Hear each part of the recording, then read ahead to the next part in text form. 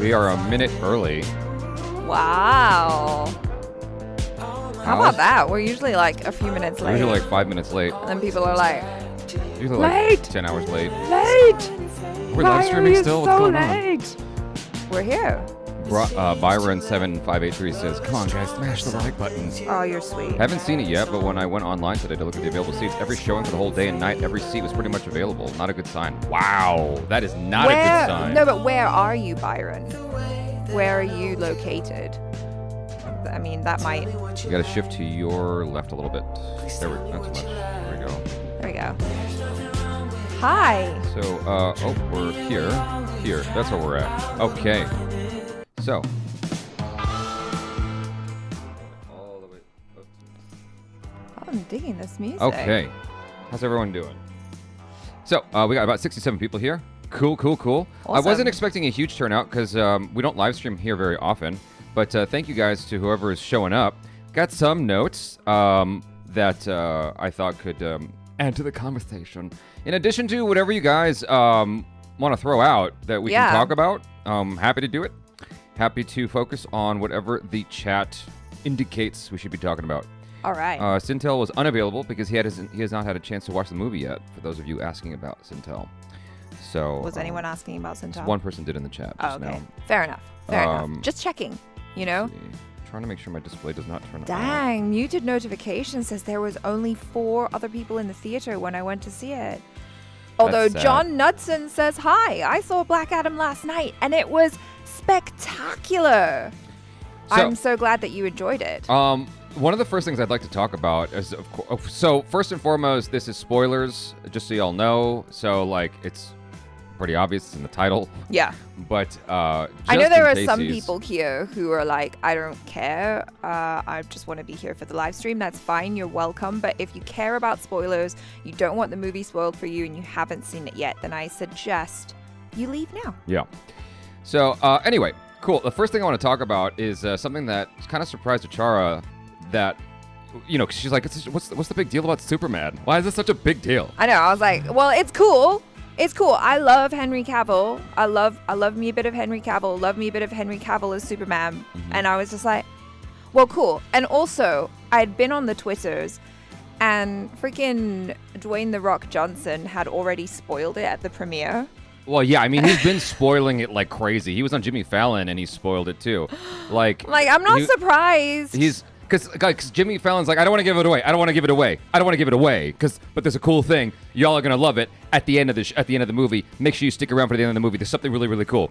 And Dwayne "The Rock" Johnson was like, yeah. So I'm not gonna say what happens, but there's this thing that fans have been asking for a long time. You know, Black Adam is the strongest man in the world, but we want to bring back the strongest man in the universe. I'm not saying who it is, but just the strongest man in the universe.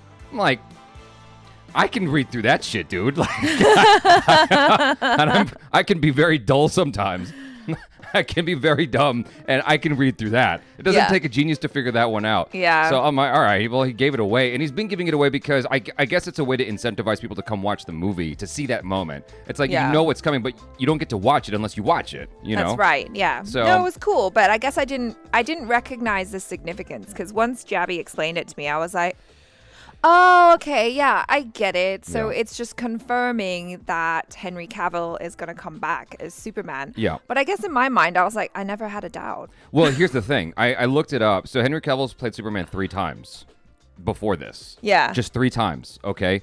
Since 2013. In 9 years, he's played him 3 times. He played him in Man of Steel, obviously, Batman v Superman, and Justice League in 2017. The thing is, with the re-release of Justice League Snyder Cut, it's felt like he's been ever present. So it's like, of course he's playing Superman to someone who's not paying attention.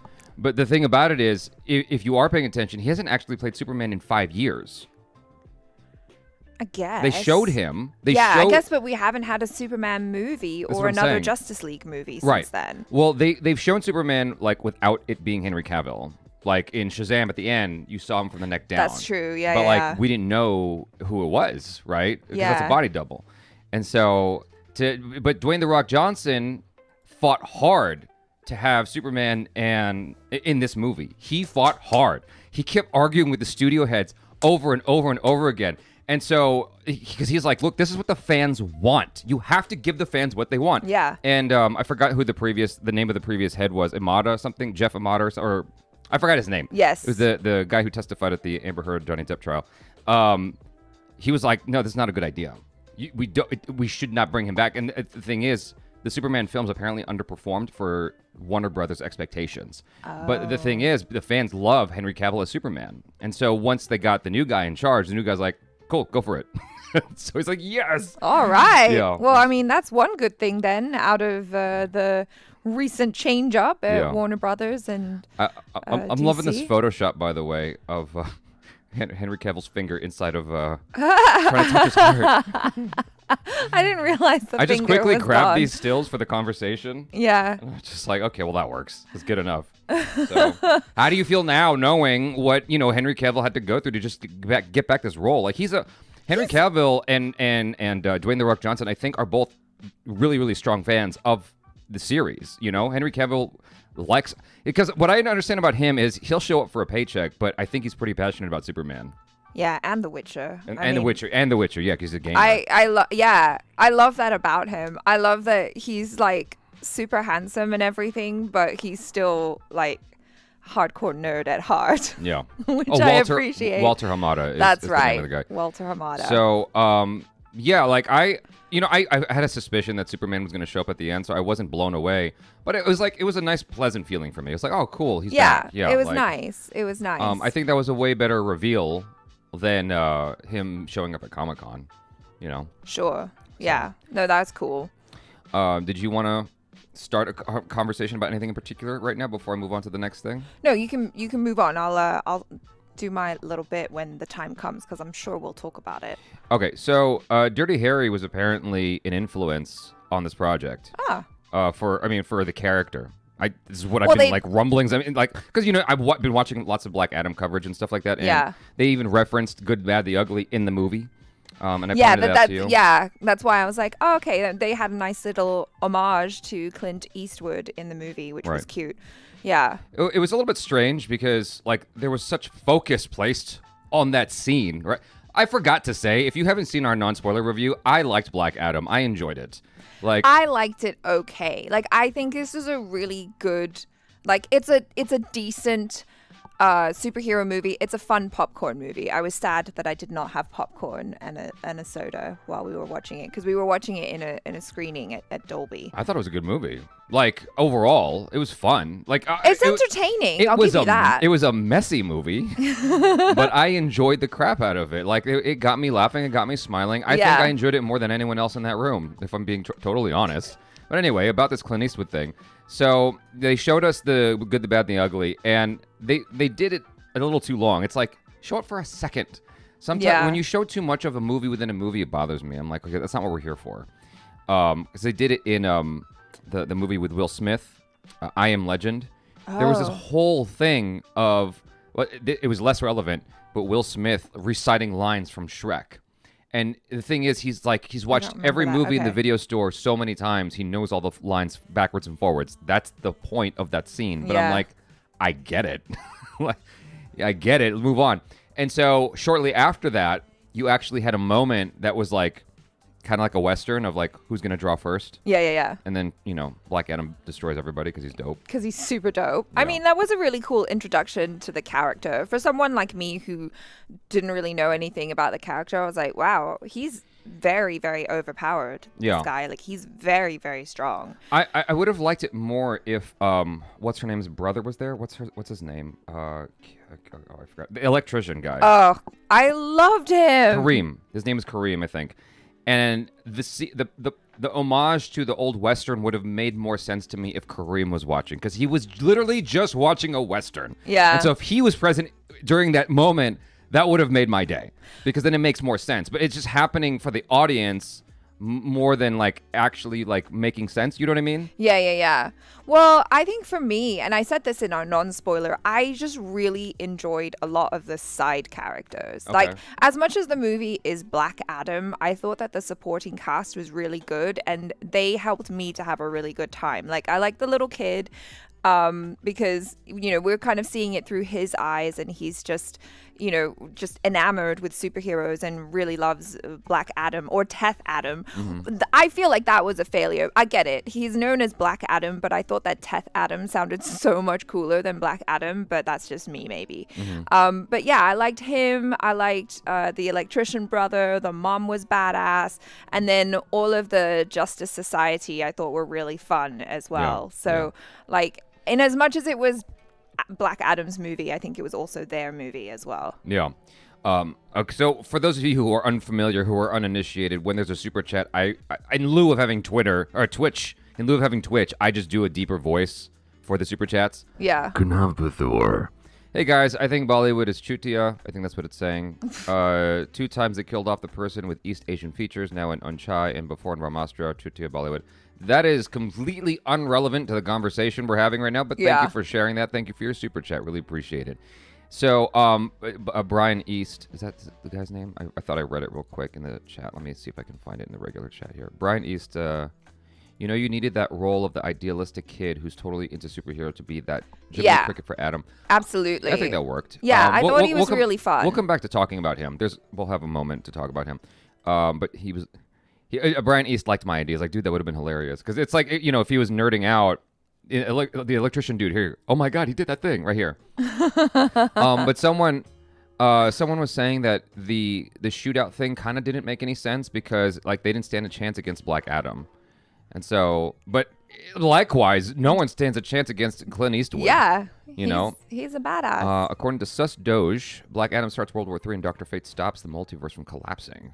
I saw someone say that Jermaine Smith is the one. I want to credit who's, where credit's due. Jermaine Smith is the one that said that. Yeah, I've lost who said this, but they said they felt that Dr. Fate was nerfed in this movie. I feel like we could have got more Dr. Fate. He was so cool. He was the best character. He was so awesome. Yeah, he's the last thing we'll talk about today. Okay. Just so ACHARA can know when to chime in. Yeah. No, when to bring up that. Yeah. So, where are we? Dwayne Johnson fought for... Yeah. Oh, here's a super chat that I want to address, because this was the thing that I did not address in our... a tool car. Go ahead. I did not address this in our non-spoiler chat or non-spoiler thing because I couldn't. But Atul Kar says, what about the civilians during the battle? That was the whole thing that was making me have an issue with the movie and the storyline. Because first of all, I appreciated that there was this whole background about Kandak and the fact that they just seemed to be kind of forgotten. And I like that moment when the Justice Society showed up, tried to take out Black Adam, and then the ladies all like, we've been, under this regime for 25 years. Where have you been this entire time? Like, now you want to come save us when our hero's here and you're trying to take him out? And, like, where the hell have you been? Which I thought, yes, absolutely. Very good question. Because, But then Black Adam fights with the Justice Society, fights with everyone, and like the entire city is decimated. And I'm assuming that people must have died, right? And meanwhile, the Justice Society is all like, we don't like to kill people. But then like buildings are freaking being destroyed. We didn't see anyone die. I know we didn't see anyone die, but come on now. Presumably there would have been people buried in the rubble. I had fun. The thing about it is, it was like a Power Ranger episode to me. In every episode of Power Rangers, when you get the Megazord fighting the monster, buildings are being demolished in every episode. As a kid, you're not looking at that going, oh, people probably died in that building. You're just like watching the buildings go down, and it's freaking fun. Like, that's the point, is it was fun. Yeah, I don't know, but I feel like if they hadn't brought up this whole thing about where were you during all this time, and oh my God, we're so oppressed, and here comes our hero, I think I might have just been able to disregard that, but because they brought that up, I was like, oh, now I'm thinking about it. So I'm paying attention to everything that's happening. And well, so the oppressor is the white people, not the buildings. Well, I mean, maybe they were like, you know what? Maybe we just need a fresh start. Maybe we just need to level all the buildings and start from scratch. Zenetic Short says, hey, watching you from 3 years today is my birthday. Can you give me a shout out? Would mean the world to have. Happy birthday, Zenetic Shorts. Happy birthday. That's a very interesting name. Knavbathor. Yeah, sorry, off topic, but couldn't help myself. No, I mean, your frustration is definitely understandable, Knav. So, Black Adam, when he started destroying a bunch of dudes near the beginning of the movie, they played the song "Paint It Black" by Rolling Stones. How did you feel about that? I was like, it was pretty.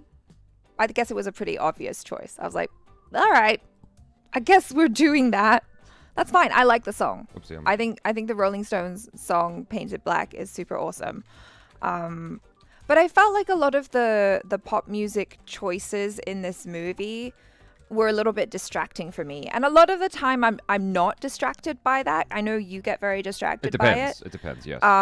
Generally you do get quite distracted by it, but this time I definitely was like, oh, yeah, I'm kind of paying attention to the music now instead of what's happening. Mm-hmm. So, well, yeah. there was this interesting criticism I heard of Captain Marvel when they were playing the song Just a Girl by No Doubt in her last action sequence. And someone pointed out the fact that that song has no connection to her.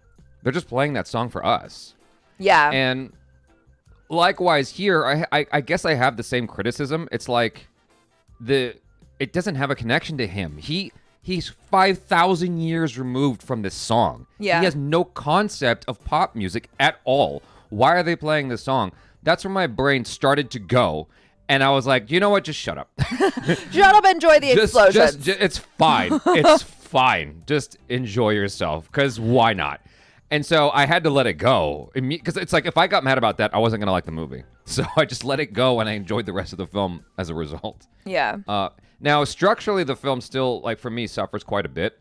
Like, the thing is, they don't reveal, first and foremost, you know it's Dwayne "The Rock" Johnson at the beginning of the movie as the dad. Like, you can hear his voice. Well, yeah, that's the thing. Yes, that whole structure. I was like, why do we have to wait until the end to have that reveal? Just show us in the beginning, and then we can, like, get behind the like, whole emotional thing about your character. Yeah. We had to wait until the end to find out that your son gave up his life for you. I already knew that from the trailer. You guys spoiled it. Well, here's the thing. Because they saved this reveal for so long, they made Black Adam look like a narcissist for most of the movie because he spends so much time looking at his statue. And it's like, why is he looking at his statue so much? Yeah. What is this about? Like, obviously, he's thinking about something, but for all intents and purposes, because you set it up with him looking at the mirror, never seeing his reflection before that, it just looks like he's a narcissist.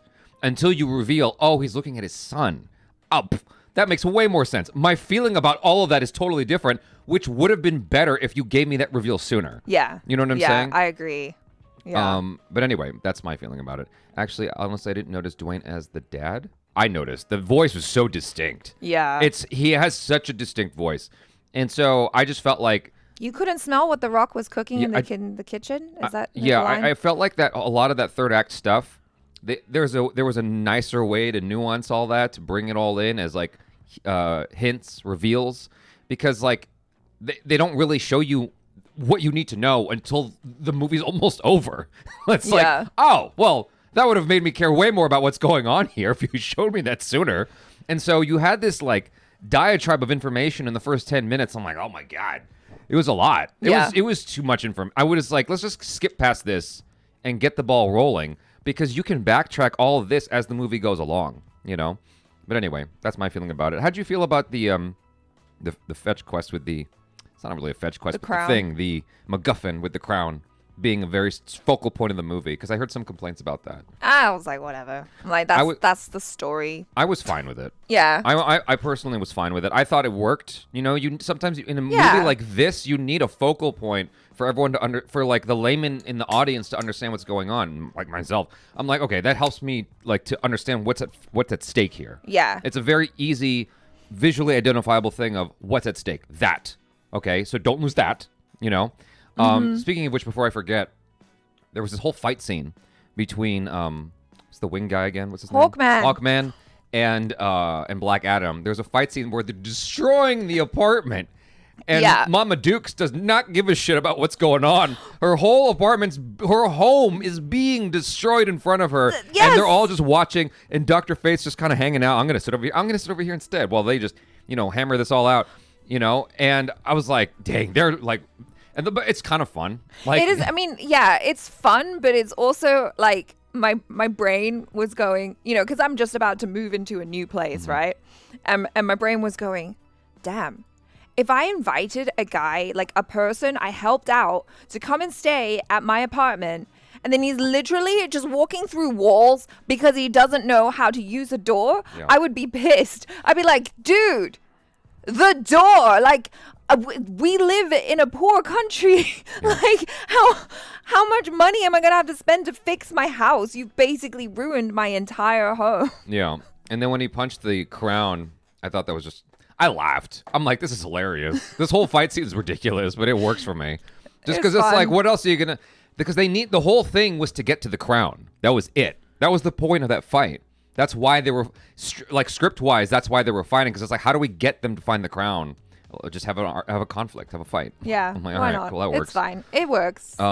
It's a movie. GC Nightwalker. Okay, let's be fair. Dwayne, what of people like me who this was his first movie and never saw a trailer coming just for Black Adam?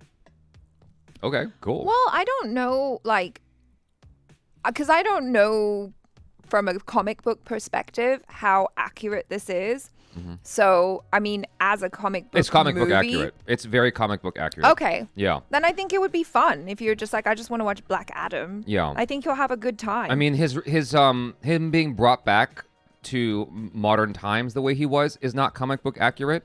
But generally speaking, like, his ability to speak English the way he does is actually comic book accurate, because when he got his powers, one of those powers was wisdom. And I was like, okay, but why can't he walk through doors?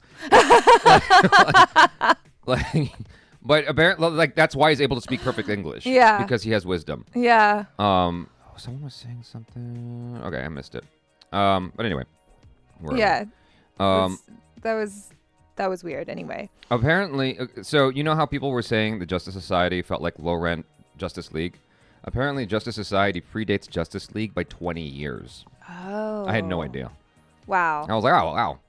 Interesting. Yeah, it felt a little bit like, okay, well, we can't bring in the Justice League because, like, we need them to, like, the Justice League is really strong, right? They've got Wonder Woman, they've got Superman, two superheroes who I think might feasibly be able to take on Black Adam toe to toe. Yeah. But they needed some heroes who were, like, good enough to give him a bit of a challenge, but not too good that they could actually feasibly take him in. So they also can't have, like, lower rent heroes in a way, like less powerful heroes, because that they would not stand a chance against him. Right. So I guess this Justice Society made the most sense. I mean, Dwayne "The Rock" Johnson wanted to bring them in. He's like, because his whole thing was introducing, these new heroes. Yeah, it worked. And bringing back Superman. And I agreed with his decision, because initially I was feeling kind of like overwhelmed with all these characters, and then but the movie did a good job of not having too many. It felt like a lot. Go ahead. No, there were just enough. Yeah, I thought it felt like a lot at first, especially with the introduction of each of them. I'm like, okay, this is a lot of information really fast, because you had that 10-minute introduction with, like, all this history shit. And then you're bringing all these people in real fast for the team of the Justice Society. I'm like, I don't have a connection to any of these people. How am I supposed to care? But then the movie does a good job of keeping you connected to these people throughout the film. I'm like, oh, okay, I like them now. Yeah. And like certain characters, for me, I really enjoyed Atom Smasher because he was just kind of cute, like really bumbly and buffoony, and just always like a little bit too late to everything. He's all like, I'm here. Oh crap, we're over there. Let me help. Oh whoopsie, I just like broke a building. Yeah. And like he was quite fun. I'm sure there's a lot of ladies who would like to get smashed by his atoms. Wow, I can't believe you went there. But yeah, no, he's super cute. He's like a pretty boy. He is pretty, yeah. Laura Hedge says, I didn't know anything about Black Adam nor Dr. Fate. People told me Black Adam was bad and Dr. Fate was super powerful. I was left confused. I think that they portrayed that. The thing about it that deviates from the comics, which the origin of him coming back here to modern civilization, I'll get to when it comes up here. Mm-hmm. But so in the comics, he starts out as a proper villain, as I understand, and then becomes an anti-hero. But this film jumps him to anti-hero almost from the get-go. And there were some people who were turned off by that. But I'm like, how are you going to have a movie about The Rock just being a bad guy. Yeah. That's not going to be like we have. I don't know. Personally, that doesn't interest me. I like him as an anti-hero more than a villain. But for those who are longtime Black Adam fans, I do feel for you. Like, I'm like, I get it. I get why you'd want to see that as a purist. But for me, as no dog in this fight, I enjoyed watching him as an anti-hero. I think if they had wanted to introduce him as a villain, they should have done that in another person's movie, like in Shazam or something like that. Have him introduced as a villain and then do a movie about his backstory or a movie about something else where he turns into an anti-hero. That would have worked, I think. Let's see. GC9. Oh, why isn't it? Hold on. I messed up here. What? This is... Why? Oh, apparently for more Justice Society, you both should react on the Stargirl series. Do I do this? There it is. Okay. GC Nightwalker. If he has wisdom of languages, how far away is something like pop music genuinely? Curious, by the way. I don't remember the comics mentioning pop. Well, pop music is completely removed from him. He doesn't understand a lot of things because society is completely new to him. Yeah. Pop music would not be one of those things. As smart as he might be, pop music is completely irrelevant to his upbringing. But coming back to Dr. Fate, though, because I think that's what Laura was talking about as well, I really liked him. I'm a Pierce Brosnan I keep trying to fan. tell you, we're going to come back to that at the very end. Oh, that's sorry. Yeah, sorry. Rambo, PG-13 is really not fit for Black Adam. He is much more violent in the comics. He is also an anti-hero, which is not the case of the movie. He's an anti-hero in the film. No, he is, yeah. Now, about that PG-13 rating, I'm glad you brought that up because that's one of my notes here that I've skipped over. And that is, the film was always shot with PG-13 in mind. It was always meant to be PG-13. There was never an instance where it wasn't supposed to. Sorry, that's another image of the Justice Society. Very cute. It was always meant to be PG-13. Well, I feel like, and I said this in our non-spoiler discussion, but I feel like they really pushed that PG-13 Yes, they did. as far as they could. Like, I definitely still got the sense of the violence or the potential violence that Black Adam could wreak on the world and wreak on people, but like, yeah, there wasn't like blood spurting out everywhere or people's heads exploding or anything like that, but there were definitely moments where I was like, oh, that felt really, really awful. Like people just like being dropped from airplanes and stuff like that. Okay, so his Dwayne "The Rock" Johnson apparently, I don't know if you can tell from looking at him. Yeah. I mean, I can tell, but he has no muscle pads in his outfit. Yeah, And I could tell. And apparently, when they first put the costume on him, they had muscle pads in there because that's actually standard protocol for these superhero actors is to like have all those muscle pads and stuff. And he just looked buffoonish. I bet. And he's like, you got to take all this out. He's like, I'll just bulk up. And so apparently he got in shape for the role. It's like, you're already in shape as a standard. And he's like, no, but I'm going to be in the best shape of my life. I'm like, wow. He looked massive. Yeah. Massive. So big. But yeah, you can definitely tell that that's all him. Like, my God, his thighs. I was just like, dang, you could crush skulls with those thighs. Yeah. I mean, it's just interesting to, like, he's such a big dude. And for him to be like, oh, yeah, but, like, I have to get into the best shape. I'm like, what are you now? If that's not the best. You know, just a little bit cuddly. Like, what have you been doing this whole time? What were you in the Fast and the Furious? Like, what were you then? Was that bad? Was that you fat? Like, what are you? Like, how is this the best shape versus that? Like, I can't tell the difference anymore. You know, it's like when you listen to, like, Screamo music. Like, I can't tell the difference from one band to the next. They all sound the same to me. And so it's like, even though I'm a fitness, like, you are a fitness. I can't tell the difference between this movie and the last one where he's super buff. Sure. It all looks the same. I thought he looked, like, crazy ripped in, I forgot which movie he was in, Fate of the Furious or some shit. One of those Fast and the Furious films. Like, his bicep was the size of my entire body. Like, he's a huge guy, you know, already, just as a default. So, like, why did he... Anyway, I thought it was kind of hilarious that he put on the outfit and they had to remove all of or if not most of the pads to accommodate him. That, to me, is fucking funny. The Unstoppable Bar. The Justice Society is the first superhero team.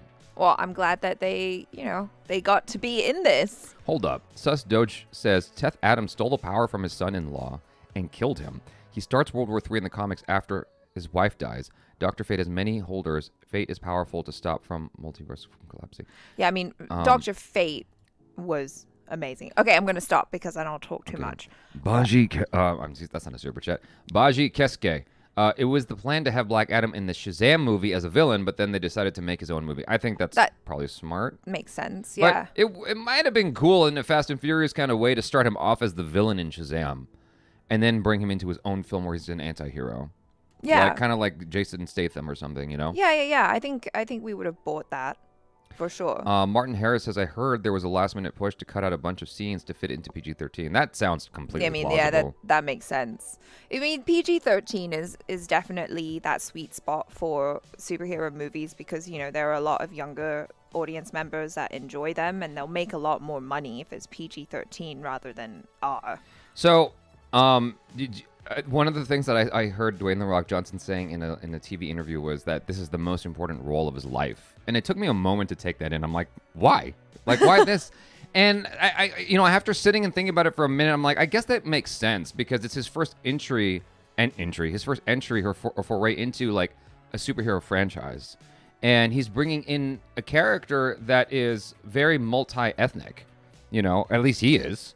He's a multi. Like we've had white superheroes, we've had black superheroes. We don't have Samoan superheroes except for the only person that represents that is Aquaman. Yeah, but he's more like Polynesian, I guess, according to the interview I did with him. It's like all his tattoos and stuff. He's more Polynesian. Sure, yeah. I mean, and The Rock has that as part of his heritage, but he's also black. I would love to see The Rock. I would love to see Black Adam and Aquaman go head to head. That would be fun. Oh gosh, I don't know. I think Black Adam would. But the thing about it is, maybe he's not talking about that. Maybe he's talking about from a producing standpoint as well, because he has a lot invested in this. Sure. You know. Yeah. And this is his baby. The thing about it is, Dwayne "The Rock" Johnson, has been pushing to be Black Adam for a long time, for like 15 years. Yeah. And it was announced years ago, like 6 years ago or something like that. Yeah.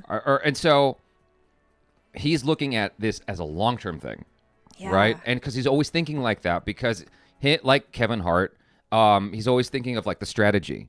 And for him, this could be a really viable long-term strategy. It could be very, very profitable, and it could really resonate with just the audience, the fans. Well, yeah. I mean, I hope that it's everything that he dreamed of. I mean, it's a little bit discouraging, I suppose, to hear all the chats from earlier on saying that they saw screenings that were empty. That's really sad for him. Well, supposedly it's going to do well. Someone said, what's the name of the city? The Kondak? Someone said the movie should have been called Black Adam Kondak Forever. I lost it somewhere in the chat. I feel bad now, but it was a good joke. Yeah. Apparently he's a Pacific Islander in the DCEU. He looks like a big Filipino. Wait, Filipino? No, he looks Samoan to me. I mean, Filipinos could literally be anything. He looks like he could be a big Filipino. If you just like look at him and think Filipino for 5 minutes, he looks like a big Filipino. I mean, what's his name's a big Filipino who plays Drax. Oh yeah. He's half Filipino, half white. Have all three of them in the same film. I know it's a crossover, but fuck it, so what? You know what I'm saying? It's a Pacific Islander crossover. That's what it is. Yeah. Where are we? Let's see. So, don't miss my super chat. The Unstoppable Bar. Didn't I read that? Oh, The Unstoppable Bar. when are you guys gonna react to Harley Quinn season 2? Do you guys want a Harley Quinn season 2 reaction? I don't know if we're. I guess we're doing that. Yeah, sure. I don't know. We don't know when though. We're like in the process of a lot of shit at the moment. I am inclined to agree with ACHARA. What? That Teth Adam is a better name. Yes. So. But I get it. And we know him as Black Adam, but I think, I don't know, there's just something cool about using someone's like proper name, like the name that speaks to their roots, their ethnicity. Teth Adam just has like it's got punch to it. You know what I'm saying? Whereas Black Adam just sounds more common. Yeah. Okay. However, there's a lot of Adams in the DCEU, and so this is Black Adam as opposed to which Adam? Adam Smasher. Well, that's Atom. I know, ACHARA, but it sounds so similar. And okay. Adam Smasher is also not the first of his kind. Just like he picked up the suit. Ant-Man, he's not the first Ant-Man. And so he picked up the suit from his uncle. I'm just saying there's a lot of these Adam characters and it can get really confusing. And so okay, definitively this is Black Adam. Okay? That's easier to say than Teth Adam. for most people. I get why they changed it, but I do think Teth Adam is a way cooler name. Adam sounds wicked. Yeah. Yeah. And then we have a super chat from Tejaswi Bhagavathala. Will Warner Brothers finally make some sensible decisions and come up with a plan to integrate DCEU Pantheon with Black Adam and Darkseid storyline? I have no idea, but Yeah. it sounds like they are really trying to make the moves that are going to make the most money. And so if bringing Darkseid in and that kind of crossover, that storyline, is going to make a ton of money, they'll see it and they'll do it, you know?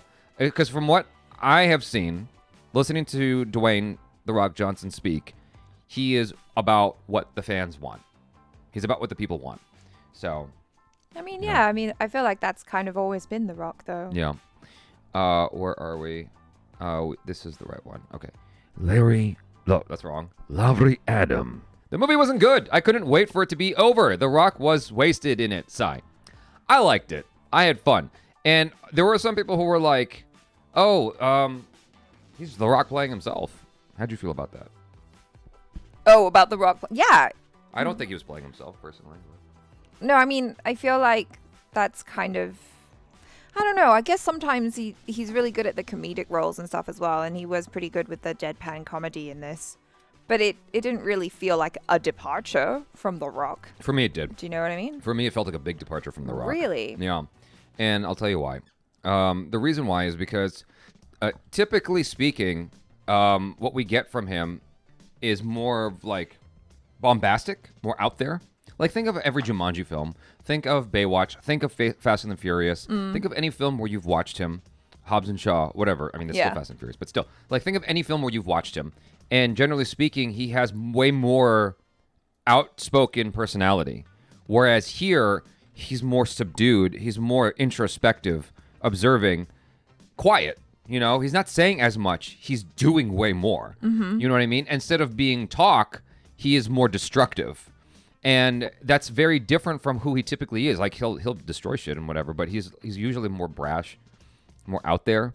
Okay. You know what I mean? Sure. And so it was like surprising to me how less he was, if that makes any sense. Okay, so you just felt like his performance was just a lot more subdued. Understated, in yes. this. Yeah. Subdued, yes. I guess. And I think that it fit with his character. No, he You know? was definitely a very good choice to play this character. Yeah. So Sheikh Shabazz, how did Adam get to speak English in American accent after 5,000 years? Well, we explained that earlier. It was one of his. It was given to him as a power, basically, is wisdom. That's from the comics. So I didn't write that. I'm not making excuses. It is weird in the movie that they don't explain that. Yeah, I know. I think they should have called it out, but. Yeah, I would have loved to hear him speak with like a slight like Arabic flair to his accent. Why not? Movie was entertaining but doesn't have depth. Interesting plot. Yeah. I would say that it doesn't have a lot of depth, but No. I wasn't there for that. I wasn't looking for depth when I watched this movie. When they gave me that 10-minute diatribe at the beginning, I'm like, I'm not expecting depth here. I'm expecting fun action. Yeah, at and best. you get that. Yeah. You definitely get that in spades. We have a super chat I forgot to acknowledge. Rahul. Henry Cavill was rumored to take on a Marvel superhero role in the past. Do you think now that will not be possible with his cameo? You know, I did wonder about stuff like that. Like, if someone is a superhero in one universe, can he be a superhero in another universe? The fact that In Eternals? Chris Evans, Chris Evans. Yep. you know, was able to play both the Human Torch and Captain America. I'm like, I don't see what the problem is. Honestly, it's fine.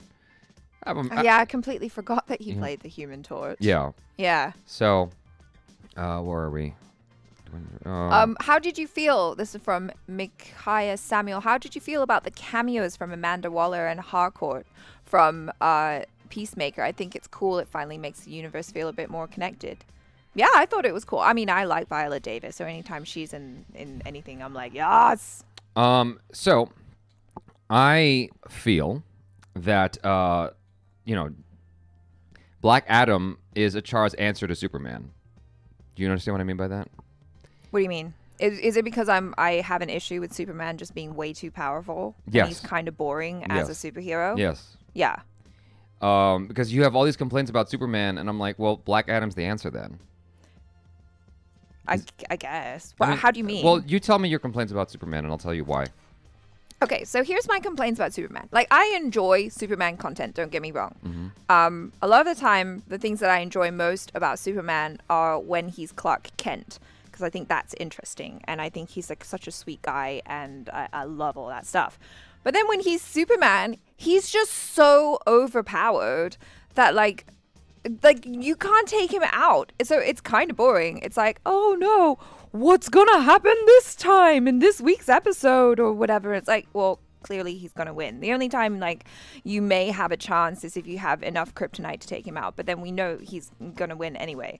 So that's my issue with Superman, and that's why and something like slightly an issue with a lot of DCEU heroes is that they're kind of like god level, right? So it's like, well, what's the conflict here that's interesting? Whereas a lot of the time with Marvel heroes, they're all just trying to do their best, you know, and they feel a lot closer to humans than the god level superheroes that are in DC. So it's like, how do you make that interesting? But I've heard that actually in the comics, they succeed in making that very, very interesting. So I guess I should be reading more DC comics just to kind of satisfy that.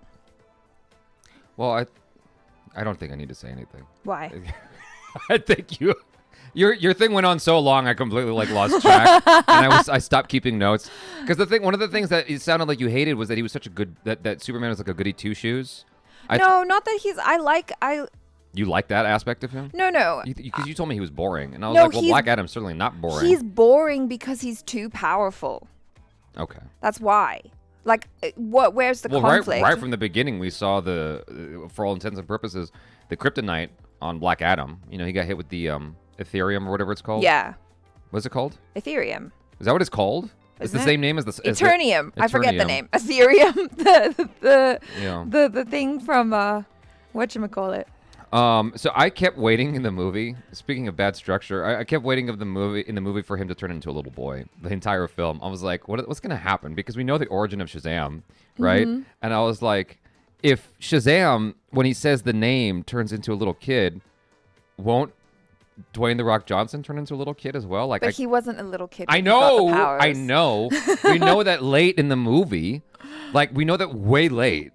We should have learned that earlier. Because like, the whole time I'm waiting for the little kid form of him. Because that would make someone's sense of some of the dumb things about this guy. Because I didn't know the stuff about him from the comics at all.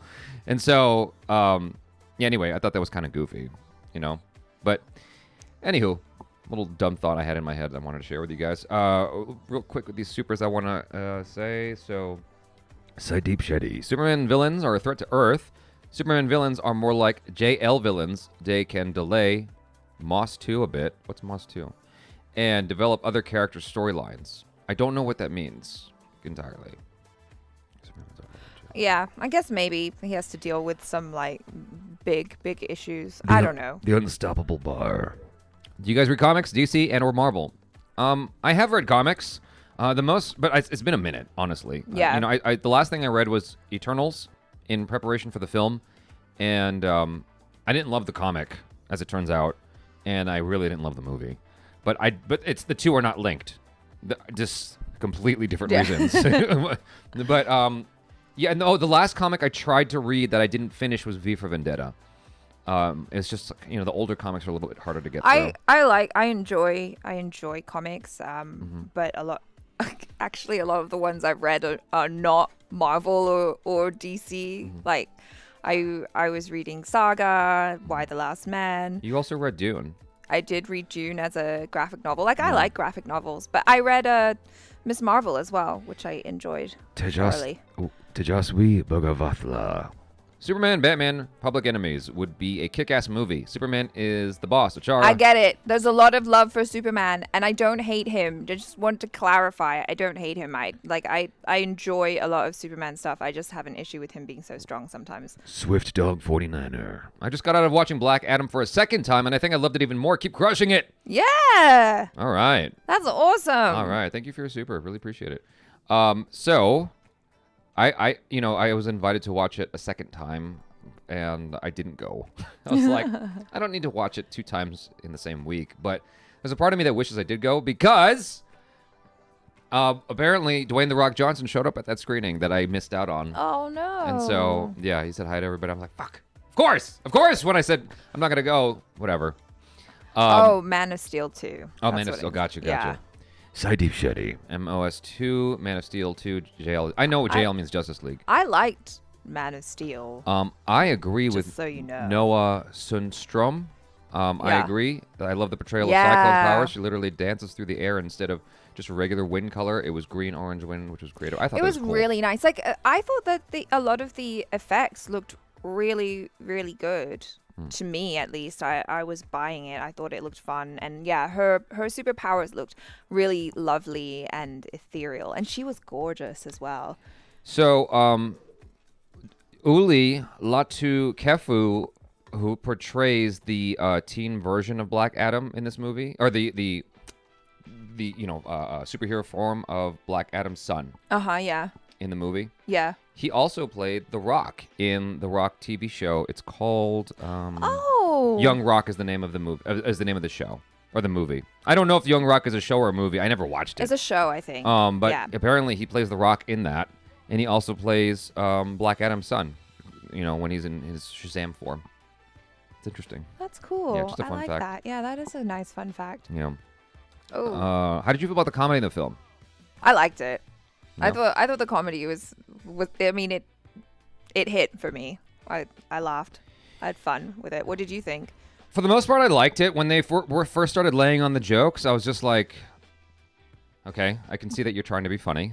But then as the movie went along, it kind of wears you down. Not wears you down. Is that the word? Yeah, that's the phrase I'm looking for. It kind of wears you down in a positive way, where it's like, okay, fine. Fine movie. I'm gonna have fun. You know, it's like Billy Joel's. What's it called? He has a famous song that my dad had shared with me as a kid, and I listen to still to this day. The one about Anthony? No. Okay. But basically, he says in the song, I told you dirty jokes until you smiled. You're sitting there alone in your electric chair. I told you dirty jokes until you smiled. That's what the movie did to me. It's like I'm sitting in this chair and it kept telling me jokes until I smiled. I was like, all right, fine. It's funny. No, you were having a grand old time. I mean, bearing in mind that we watched this with like a bunch of other reviewers, right? And so there is a certain level of like hoity-toity pompousness when you're in a room with critics. Yeah. And meanwhile, I could just hear this guy next to me just like, his signature laugh. Yeah. I'm like, okay, well, Jabby's having a good time. Remind me to come back to Sacket's question here. How did you feel about the death of Dr. Fate? Okay. We'll come back to that. Okay. Okay. But fun fact: Black Adam in the New 52 comic book series was actually freed by Thaddeus Sivana, Mark Strong. That's his origin in the comic. That's how he gets freed, Oh. not the way they showed it in the film. And it would have been cool to see Mark Strong. I really like him. He's actually still. I checked this morning. He's still alive in Shazam because I was like, did he die?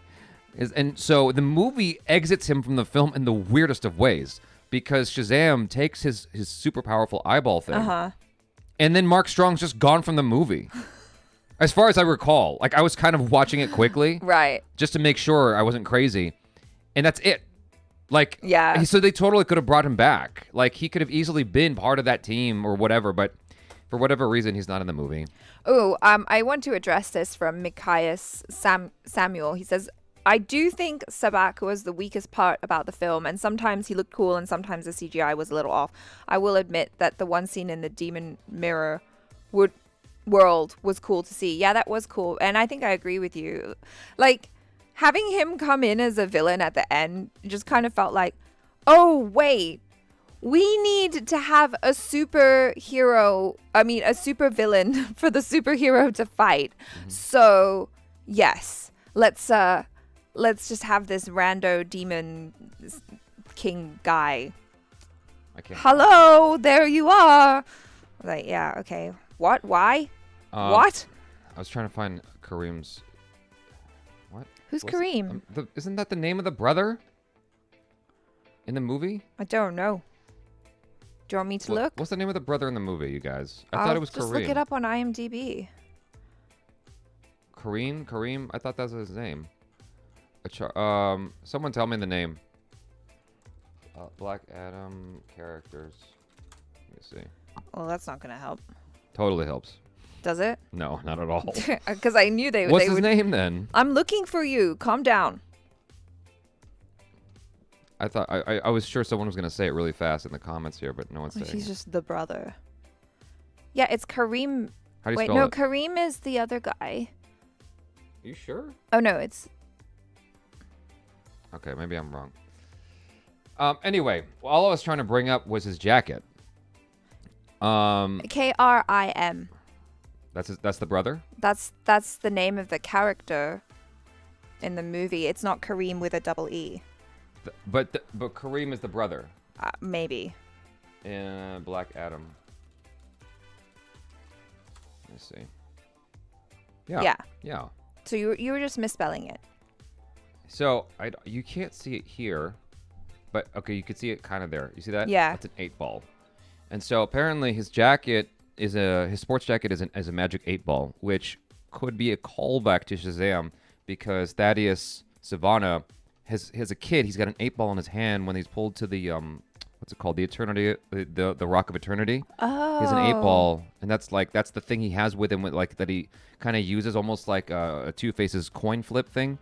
He has he has an 8-ball, Oh, that's fun. and so and it's all about fate, right? Right, yeah. So that's what the 8-ball represents. I don't know, like it might just be a coincidence, but that seems like an odd thing to have as a coincidence. He was such a funny character. Yeah. I really enjoyed him. I love that when he comes out, he's like, "It's okay.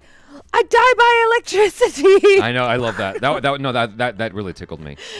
The Unstoppable Bar. You notice the small fourth wall break WW1 poster? No, I didn't notice that. No, I didn't notice that. I have no idea what you're referring to, actually. Where are we? Oh, I didn't get to talk about this in the non-spoiler review, which is at times Black Adam was overly edited. Did you notice that? Like, it was a lot of trippy editing sometimes, and whoever watched it more than once could probably speak to that. There was instances where it was just like, it was cutting a lot. I'm like, Yeah. why? And apparently that's actually part of the director's style. I just didn't think it worked. Oh, right. And so, anyway, go ahead. Yeah, I mean, I think there's certainly things that, like, if you're good at action, Yeah. like you do things differently in order to show all of the stuff. It wasn't but- even action, though. Oh, it wasn't? It was like dialogue scenes. They were just cutting a lot. It was just fast, twitchy editing. I don't know what that was about. But anyway, I have this image up because apparently Black Adam and Atom Smasher, Adam and Adam, end up becoming besties in the comics. That's Oh why my towards gosh. the end of the film, they had that little moment that didn't like look like a nod to the comics to me, because I'm just, as someone who doesn't have a dog in the fight, as someone who's unfamiliar, uninitiated, it doesn't look like anything other than a character moment. But you know, Adam Smasher goes, "Hey, maybe we could make a good team," and he's about to say that, and then Dwayne "The Rock" Johnson has a very Rock line, which is "Don't push it." And it's like, I don't know what that fucking means. That just seems like a character exchange. It doesn't seem like anything more than that. But for comic book fans, like that's actually a reference to the fact that they team up. Oh, that's cute. Yeah. Yeah. So there's that. Oh, yeah. Chichara, I love your name, by the way, agrees with you. Says, yes, he was heavily edited. Yeah. Yeah. So, and anyway, we have, okay, here we go. The Unstoppable Bar. So, The Unstoppable Bar. Wonder Woman 2017 movie poster in the boys' room. No, I did see that. Yeah. I thought you meant like World War One, and I was like, what are you talking about? But yeah, I definitely I saw that. I didn't I didn't notice a movie poster. I just noticed I a saw lot it. of I just noticed a lot of Like superhero paraphernalia. superhero. Yeah, someone was saying like, so does that mean that the DCEU exists in the DCEU? I mean, I think the answer has always been yes. Chichara Pidugu says Jabby got it wrong. Well, you got to explain why or how. Yeah, I don't know. Because you're being very abstract. So Bodhi Sobongui, I'm probably saying his name wrong, plays Amon Tomaz, the young boy. Amon Tomaz. Yeah.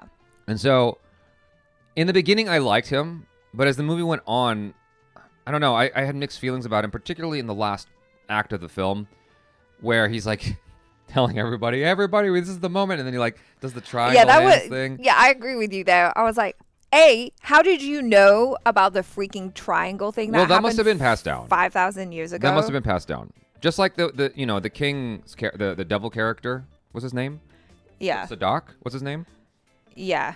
Sabak, I think. I wrote it down and I lost it Yeah. somewhere. So, here it is. Ishmael. It plays Sabak. Yeah.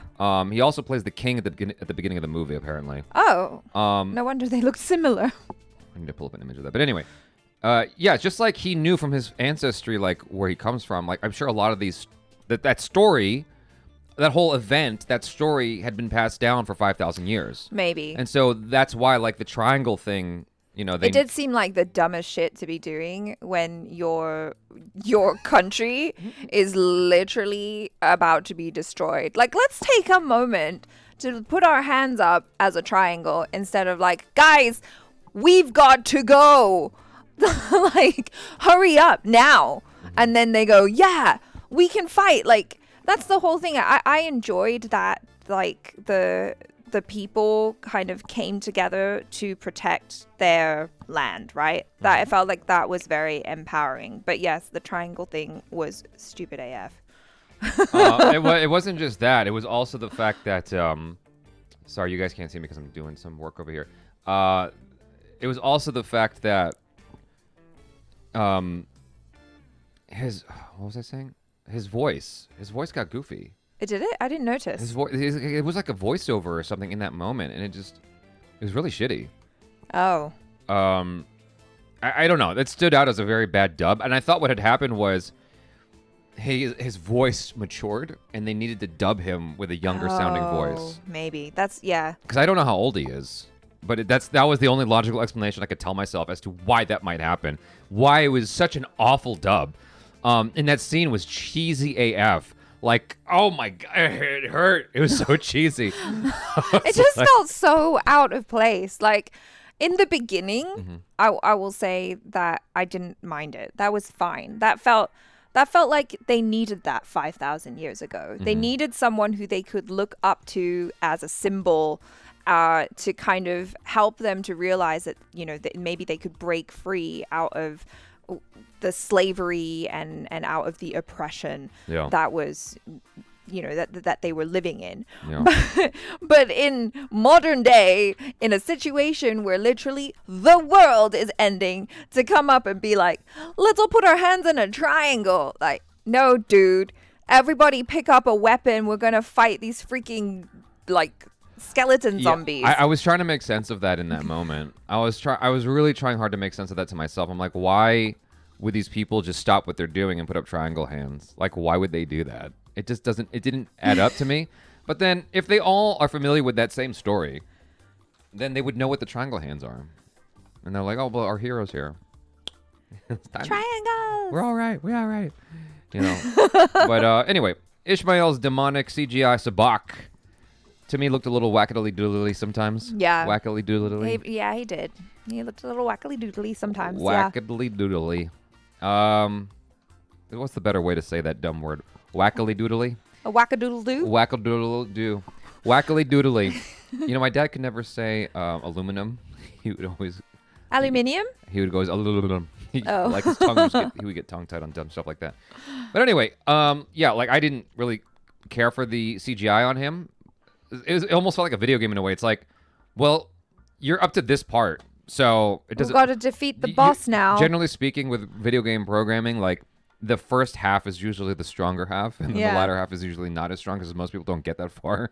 I've never gotten that far, Yeah. I'll tell you that much. Yeah, but, so, I liked the action, but I just wish that they spent more time on the CGI for Sabak, because he looked so CGI.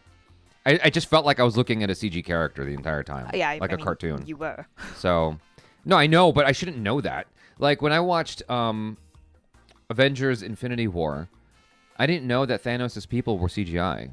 Like, I knew that the guy that Robert Downey Jr. made fun of. From Squidward? He called him Squidward. That's not his name. No. Okay. Yeah, he called him Squidward.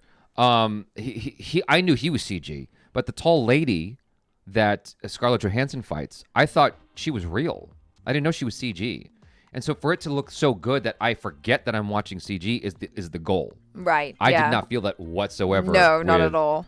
Sabak. What's his name? Sabak, yeah. Yeah. So anyway, now this is something that I was very curious about. Oh, where's my image? There it is. Oh. What is That's, this? I think that's the wrong image. What is this? Is that Black Adam? Is it? Okay, yes, it's Black Adam. So I thought that was. I looked at Black Adam and what's her name? So that's Cyclone? Adrianna and Tomaz. Adrianna Tomaz. Oh. She ends up becoming. Mrs. Black Adam? Yes, she does. Oh, her shit. character. Guess what her character name is? What? Isis. Oh. Is it pronounced Isis or Isis? Isis. Okay. I don't know for sure.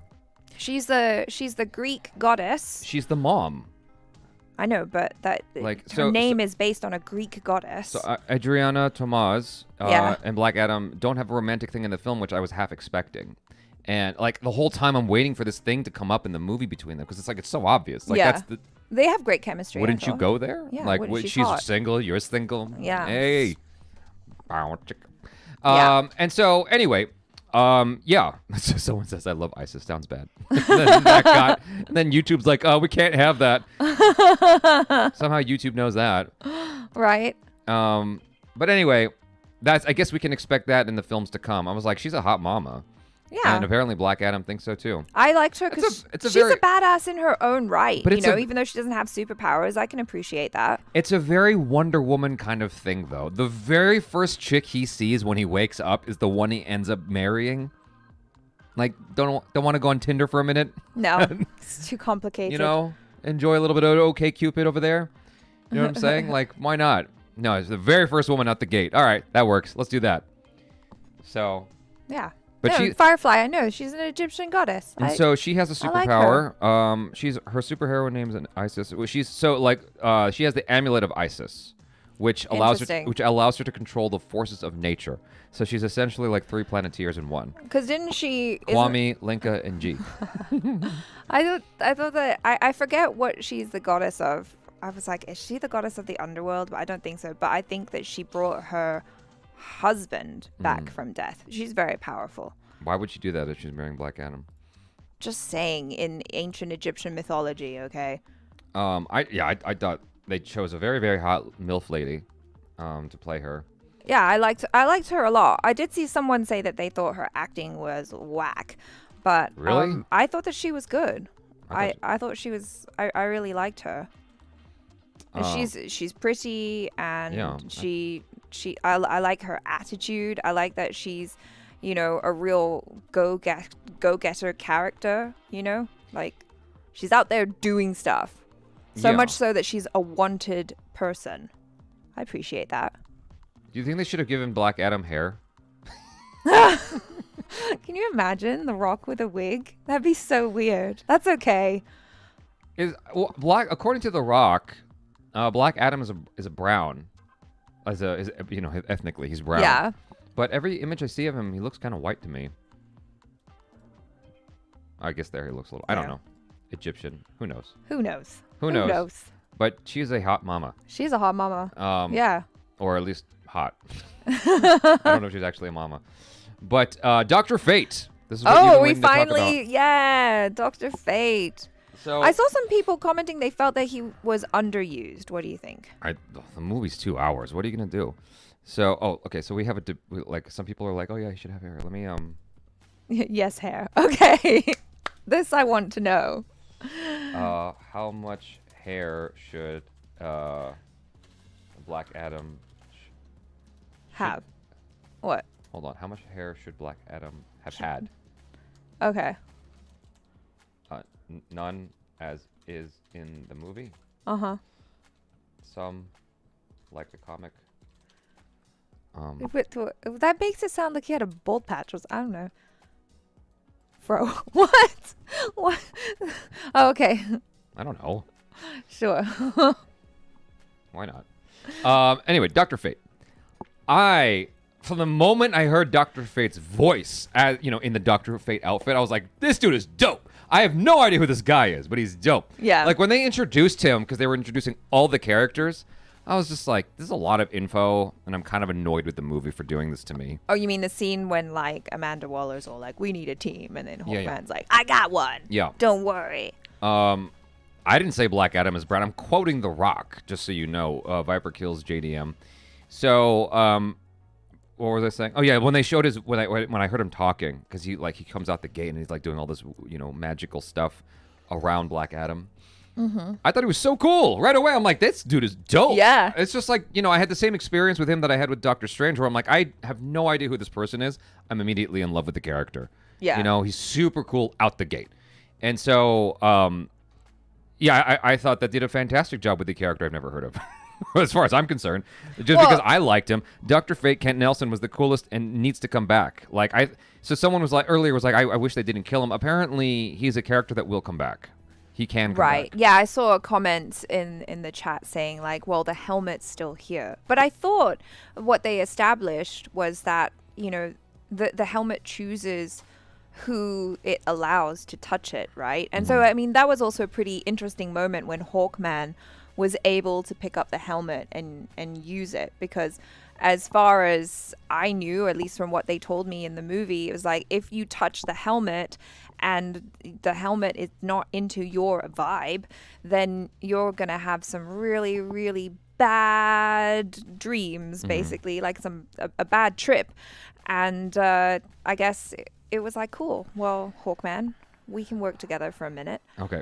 How many years would you guess it's been since... And don't overestimate, please, because I hate when you do that. What? What'd I do? How many years would you guess it's been since Pierce Brosnan played James Bond? Just guess. Real quick. 20. Damn, I hate you so much. Why? I hate you, ACHARA. I hate you so much. I hate when because you're always spot on with your guesses. But anyway, yes, it's been 20 years. Has it really been 20 years? It's been 20 years. Like, the last time he played Bond was in a video game called James Bond 007 Everything or Nothing. It's called James Bond 007 Everything or Nothing. Like, they had to get both names in there. It wasn't clear enough it was James Bond. It wasn't clear enough with 007. You got to have both, otherwise you're confused, right? Right, yeah. And it was a video game. Before that was 2002's Die Another Day. So it's literally been 20 years since we've seen him play James Bond in film. And it was weird to me watching the movie that a lot of people who are going to watch this film have never seen him play James Bond before. That was because, like, I grew up with him that was my introduction to him. Not just James Bond, but Remington Steele. Come on. No, that's not, no. No. For me, growing up with Pierce Brosnan, he was always Bond. That's how he was introduced to me. That's who he'll always be. He's one James of Bond. like the most handsome, sexy, suave men ever. I met him at a party many, many years ago. I was like working, and he was like literally so charming. Yeah. Even with all his like age and gray hair, I was like, swoon, Yeah. Pierce Brosnan. And all the girls, that's all we could chat about, like in the break room, was just how hot Pierce Brosnan was. He's Yeah, that happens to me all the time. even like as old as he is, he still got it.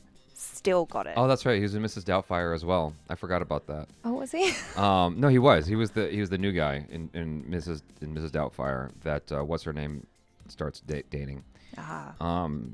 So yeah, like for me, he'll always be James Bond, and Yeah. that for me has an effect on when I see him in a role. It's like he's Dr. Fate, but underneath that, he's still James Bond. You know what I'm saying? He's And Pierce to Brosnan. me, he's not just James Bond. He's not just someone who played James Bond. He's the definitive James Bond.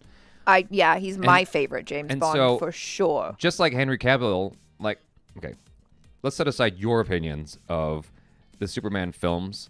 Henry Cavill is a good Superman irrespective of the quality of the movies, right? Yeah. And I so, agree. likewise, Pierce Brosnan is an excellent James Bond irrespective of the quality of his films. Sure. And it's just so crazy to me, like how that affects my experience with the movie, and how the kids watching Black Adam will have a fundamentally different experience with this film because they don't have that projection that they're putting on Pierce Brosnan when they watch this film. Well, I think that his portrayal of Dr. Fate was really good, aside from the fact that you have all of this like extra stuff because you love him as James Bond. I thought that he was a really good Dr. Fate. I liked his performance. Yeah. And like it was sad that it's like, okay, he's giving up his life in order to save his friend. I thought that was very, very noble. Yeah, but about that scene. Okay. So I get what the movie wanted to do, and that when I said in the non-spoiler that it was highly predictable, that's what I was talking about. Because there's this whole talk about like who's gonna die, what do you see in your helmet, Dr. Fate? What do you see? And he kept they kept showing you Hawkman's going Yeah. So it's this like misdirect of like Hawkman's gonna die. I'm like, I've seen a movie before.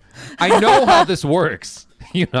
It's not going to be him. It's going to be Dr. Fate that's going to go. He's older. It's like, obviously, he's the one that's going to go. Yeah, he's lived. I mean, it makes sense. He's lived a long life. He got that helmet during the First World War, right? That's what they said. And so it's like, I get it. You've lived longer than the average person. So, Martin Harris says, granted, I'm old, but I knew Pierce Brosnan from Remington Steele, and for years after wanted to see him as James Bond. And when that happened, finally, so happy. yeah, right? So, so anyway. Pierce, I have to apply Doctor Strange rules and logic to that last act of the film when he locks the place down and he's fighting one-on-one with Sabak, right? And I'm like, you could have brought the others in. You're handling the guy just fine on your own. Hold him up for a second, and then your other comrades can come in and do some damage before Black Adam shows up, because it's taken Black Adam a fucking minute to get here. You don't have to die, man. But I go, okay. Yes. In Avengers Infinity War, Doctor Strange goes through his 13 million whatever's potential outcomes, and that was the one that needed to happen in order to beat Thanos. The way it played out was the way it had to play out. Yes. Because out of 13 billion possibilities, that was the one. Yes. And so I'm looking at this in the same light, in the same logic, going, okay, obviously Dr. Fate saw 13 billion possibilities, and this was the most optimal one to go with. I'm like, all right, fine. This was the one that saves his friend's life. Yes, exactly. Yes. Precisely. It saves his friend. Even though his friend got stabbed straight up, I'm like, okay, well. Anywho. He didn't die, though. I know. Yes. I liked him. I just thought it was kind of silly and kind of contrived. That's it. Yeah. I wish that there was another way they could have done it that was less obvious and less telling. They played their hand so hard. I'm like, you guys, I don't feel anything right now. I mean, I'm still having fun, but this could have been way more impactful if you stopped talking about it so much. You know what I'm saying? It's almost like you're dating someone, right? And you're like, hey, I'm going to get you flowers. I'm going to propose. Oh, shit. And you keep really? saying it over and over and over again, like, I'm going to propose. I'm going to buy you flowers. It's like, okay, if you keep yapping about it, it's not special, And that's what the movie did. It kept going on about it. Sometimes a girl likes to know if she's going to be proposed to. I'm just saying. You don't have to say the exact time, but hey, girl, I want a future with you. Yeah. Yeah. Yeah. Anyway. But anyway, I feel like I've covered all of my notes for the course of this live stream. So unless there's anything specific you guys want us to talk about, this live stream is concluded. So I will give it a minute to see if there's anything else brought up in the conversation in the chat there, and unless something is ignited into a fierce debate or conversation, we will conclude shortly. You two should react to Dr. Fate's moves and powers from Injustice 2. I have the game. The Unstoppable Bar. Just wanted to tell ACHARA she's gorgeous. Oh, thank you. Bye-bye. That's very kind of you. Yes. I appreciate Very that. kind. Thank you. Jabbing Comics, Kent Nelson always wanted to die because he was under the possession of that helmet for more than 3 centuries, and I guess the movie was following that. There are people in real life who have this issue where they can't forget things. They remember everything they've ever experienced in their life. So if you ask them what happened on, January 25th, 1999. May 10th, 1984, what happened on that day, and if they were around back then, an angel was born. They would be able to tell you. They'd be able to tell you exactly what their experience was that day, with really fine detail. Mm-hmm. That's an actual problem, and those people have a hard time being present. And so the way he was portrayed here was actually cool. Yeah. Because he has that as a superpower. Yeah, he's always just zoning out. Yeah. Seeing all the different possibilities of things that could happen. Yeah. I thought he was so cool, and his costume looked amazing as well. That helmet with no... I wonder how that worked, because it doesn't look like there's eye holes in there. I imagine it's kind of like an octopus. Like it's see-through? Or it's see-through. That makes more sense. Well, how is it? Wait, hold on. Explain. How is it like an octopus? Hold on. Nicole Lessor, love you too. Thank you. Well, an octopus doesn't just see with its eyes. Sure. You know, it's see like okay. Or a closer thing would be Daredevil. Daredevil Uses can see, so to speak. No, but I was thinking just in terms of practicality for the person inside the suit. Yeah, he sees with like feelings or something. Okay, Or, all right. or with his vision of like the future and what's coming, so he can sort of anticipate what's about to happen. Okay, fine. It's kind of strange to me that someone who can see the future can't find a better way to get rid of Sabak, but because it's fate. Duh. yeah, It's supposed to go a certain way Yeah. because it's fate. he has the same issue as Dr. Manhattan. They're all doctors. Doctor Strange, Dr. Manhattan, Dr. Fate. Yeah. I'd love to see a head-to-head. In fact, let's do a poll before we exit. Who would Win in a fight. in a fight? Dr. Fate, Dr. Ooh. Strange, or Dr. Manhattan? They're all very powerful. I don't know, man. I would say Dr. Manhattan probably, but Really? because he can multiply. Oh, I guess Dr. Fate can also multiply. They can all multiply themselves. Yeah. Like Naruto. Karanwalia. I want the same old Snyder's Cavill Superman back. The post-credit was bittersweet as its Cavill was different. Yeah, it was different, but I think it was fitting with the tone of the movie. I think it's fine. Someone said that Daniel Craig should be the next Dr. Fate. No, Anyway, go that's ahead. fine. What if someone here, Noah Sundstrom says, what if Amon will be the next Dr. Fate? No. No? The next Dr. Fate will be Dr. Fate. Will be Pierce Brosnan again. I mean, I'd love to see a Dr. Fate movie with Pierce. Actor playing Sabak is the same who played Jafar in the live-action Aladdin remake. Thank you for sharing that. I didn't recognize him. I didn't recognize it. Like, honestly, he was too young to play Jafar, in my opinion, at the time. And I think I walked out on Aladdin, or I fell asleep on it because I was. Oh, you hated it I was so so. I was much. just You were so mad. I was so angry at the movie.